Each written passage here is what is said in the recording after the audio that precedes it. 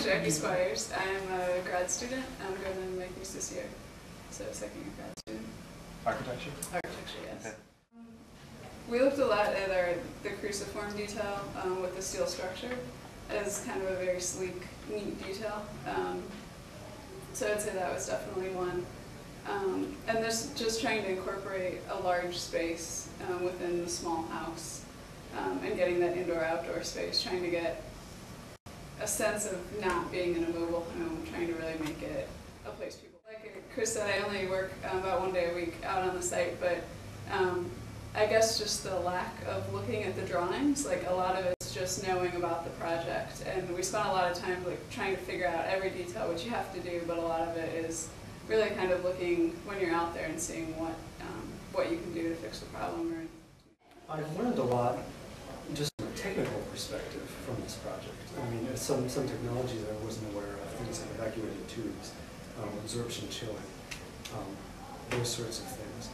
I've also I think I've learned a lot about the sort of design process and bringing an interdisciplinary team together to work on something like this. And sort of some of the ways that architects and engineers interact and think differently about the same problems. I think it's not typical in an architecture school, unfortunately, that architects and engineers get to interact on a project, even though in the real world you will be working together. Right. So it's great to have this experience now and learn how to work together now. My name is Eric Steer. Could you spell that for me? Ericstear. I've learned a lot about tolerance, and you know, the way we've built our house, it's in 4 sections, and the only tolerance when they come together is maybe 1/8 of an inch or 1/16 of an inch in the steel that holds it together. So we had to be so particular when we were constructing it, and even then we brought the trailers together, and there's we can get a bolt through every bolt hole, but some of them we had to use undersized bolts just because they're a little off. Brian Woodwright, BRIANWHITRIGHT.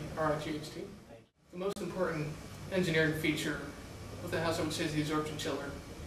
The concept of taking hot water and using that to cool a house is something that's not easily accepted by people when you tell them that that's what we're doing. But it allows us to forego converting to electrical energy.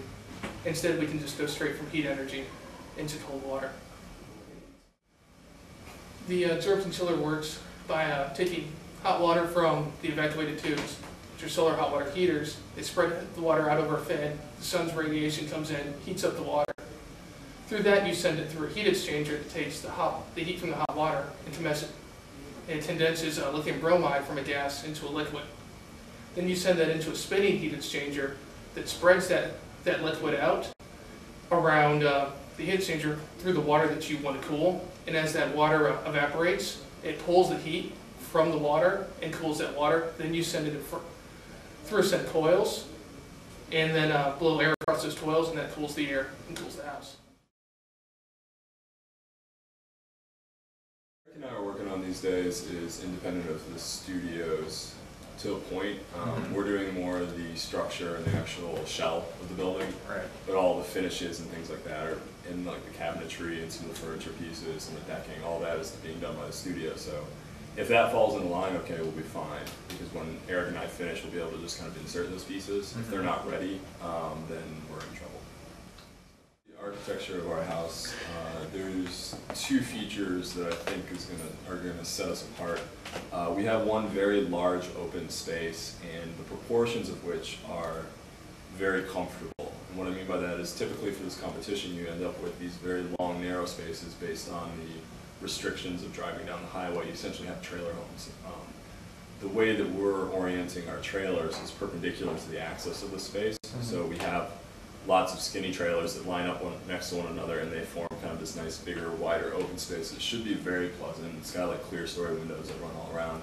Should be a lot of light, a lot of space, very open feel. That's the first feature. The second feature then is overall in plan, it's kind of an L shape, and the cutout part of that L is an outdoor patio. And between that patio area and the interior area is a nice glass wall with sliding doors. So It's really gonna feel much bigger than 650 square feet, and that's what we're pretty excited about, architecture.